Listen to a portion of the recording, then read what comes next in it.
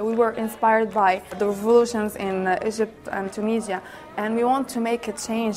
This is the time of awakening of all the Arab countries, and we are not an exception. Morocco is not an exception. The youth-led revolts that have swept across the Arab world in recent months haven't spared the more liberal regimes.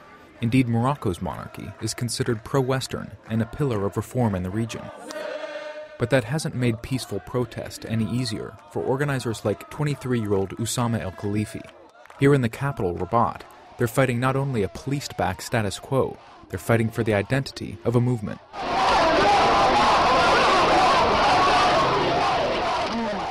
حاجة واحدة هي اللي كنقولوا اللي قلت دائما أننا نحاولوا نتخلصوا من الإيديولوجية ديالنا. النجاح ديالنا في لو فيفري هو أننا تخلصنا من التوجهات السياسية. As in Egypt, Morocco's youth movement started on Facebook. But this flat is where the February 20th protests were planned, when 250,000 Moroccans marched nationwide demanding greater democracy. We have made our revolution.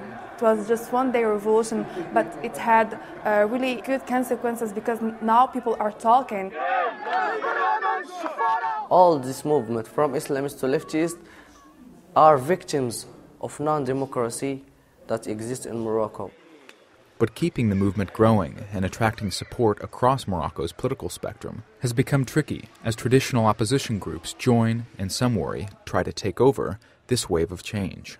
There are some NGOs, some parties, some other organisms that weren't affiliated to us and still are still not affiliated to us that try to appropriate the movement to them.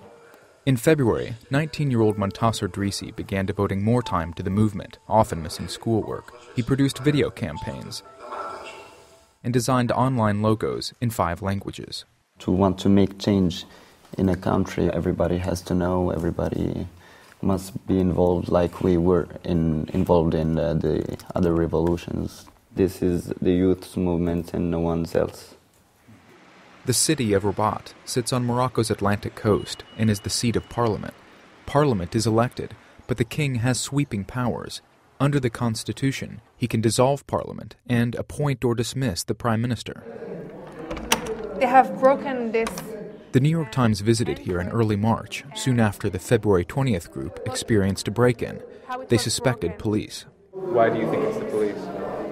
Because who will come and take pancards and maps? They didn't take anything else. Police everywhere and justice nowhere. The group was in the midst of planning another national rally. Everything has an expiration date. See you March 20th.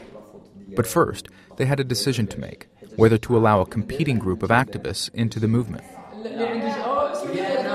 Not everyone was supportive of the idea. وبالتالي الانضباط الرفع رابعكم بشويه عليكم نضموا ريوسنا ونهضروا بشويه وما باش نديروا لا فيديو نحطوا لا فيديو نقدروا نديروا 4 ناس نتلاقاو وفاش كتقولي غنستناو حتى 7 باش يتزادوا ناس اخرين توتو او كور لا سيمين ils ne sont pas là هادشي عادي عندي واحد المستجد النقاش كان شويه حامي علاش لان اي واحد في الحركه الا وكيغير عليها. Many cigarettes later, the group decided to meet with the other activists, and together they would plan the way forward. The new meeting space, the headquarters of an extreme socialist political party. Nizar Benamed from the February 20th group suggested doing an artistic frieze in front of the parliament as a way of keeping protests fresh.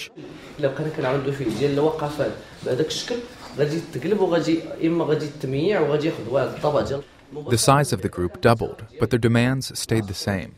A new constitution, dissolution of parliament, less corruption, more jobs, press freedoms, and better education. There was no mention of actually removing the king. Morocco's King Mohammed VI is widely popular and has recently called for piecemeal reforms.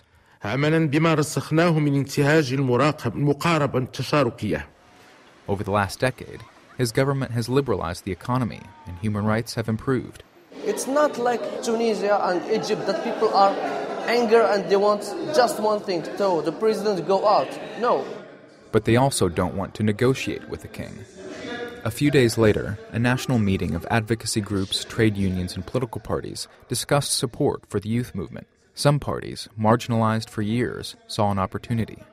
All people who are here think that we have a very good opportunity to get out of this absolute monarchy where the king is the only political player.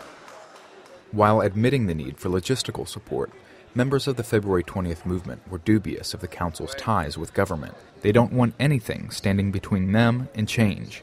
The 20th February cannot discuss with the regime because the demands are clear. We demand a democratic constitution. The February 20th movement continues to stage weekly protests, leading up to a nationwide rally on March 20th. Everyone joins when you tell him that we want a democratic constitution that represents everyone. What we do to keep it a youth-led movement, we lead it.